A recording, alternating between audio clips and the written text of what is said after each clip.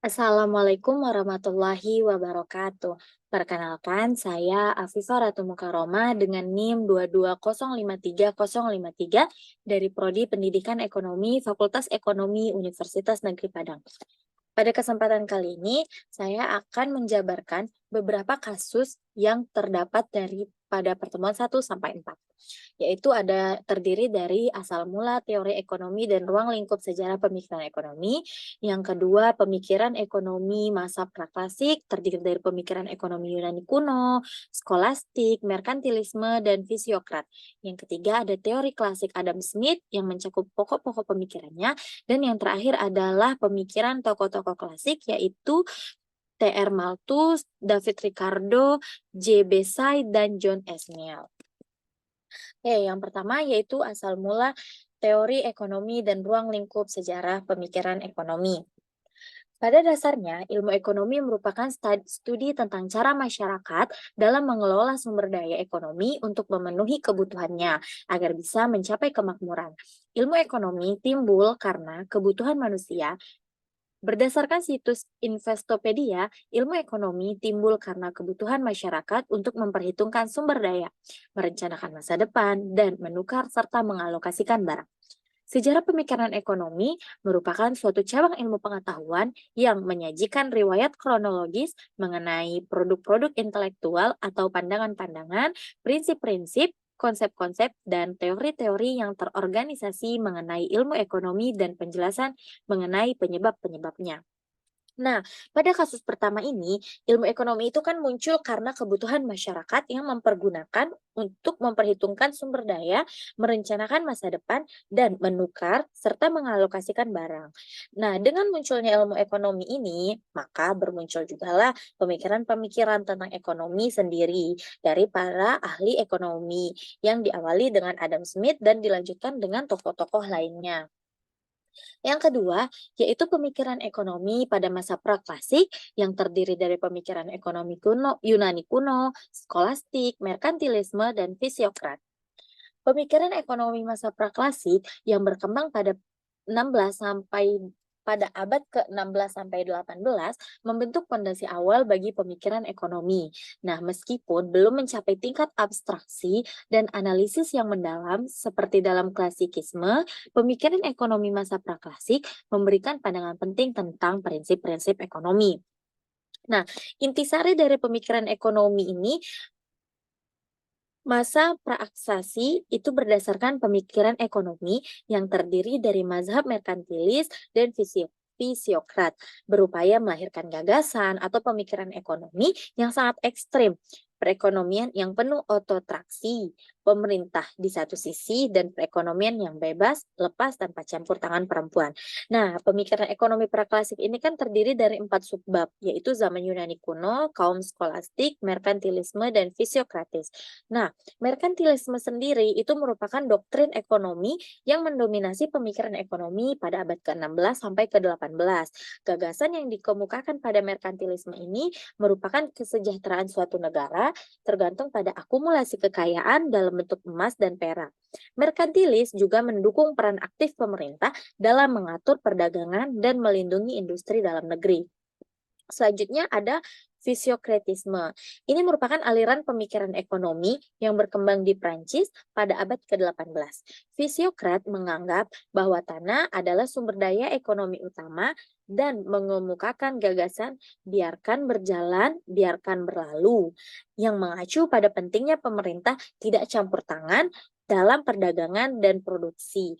Mereka juga menggagas konsep produksi bersih yang menekankan pentingnya pertanian sebagai sektor utama ekonomi. Selanjutnya, salah satu kontribusi penting dari pemikiran praklasik adalah pengembangan teori nilai tenaga kerja. Seperti William Party dan John Locke mengusulkan bahwa nilai suatu barang atau jasa didasarkan pada jumlah tenaga kerja yang dipergunakan untuk memproduksinya. Ini adalah langkah awal dalam memahami tentang nilai ekonomi dan teori nilai yang akan selalu berkembang dalam pemikiran ekonomi klasik. Nah, yang terakhir itu adalah peran pertanian pemikiran ekonomi masa praklasik menempatkan peran besar pada pertanian sebagai pondasi ekonomi. Karena mereka tuh menganggap pertanian merupakan sektor utama yang memberikan makanan dan sumber daya bagi masyarakat. Walaupun pemikiran ekonomi pro-klasik memiliki keterbatasan. Namun, konsep-konsep yang diusulkan itu membentuk landasan bagi pemikiran ekonomi modern. Gagasan tentang perdagangan internasional, peran pemerintah dalam ekonomi, nilai tenaga kerja, dan pentingnya sektor pertanian terus mempengaruhi pemikiran ekonomi hingga saat ini. Selanjutnya, yaitu teori klasik Adam Smith.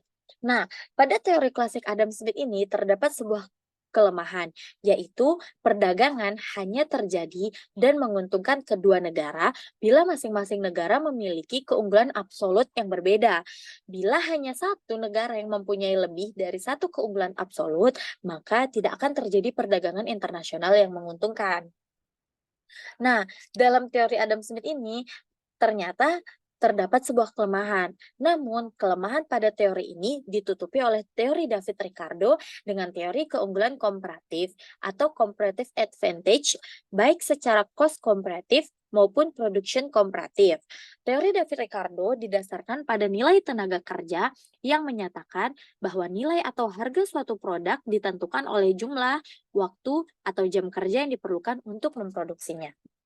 Yang terakhir yaitu pemikiran tokoh-tokoh klasik yaitu T.R. Malthus, David Ricardo, J.B. Say, dan John S. Mill.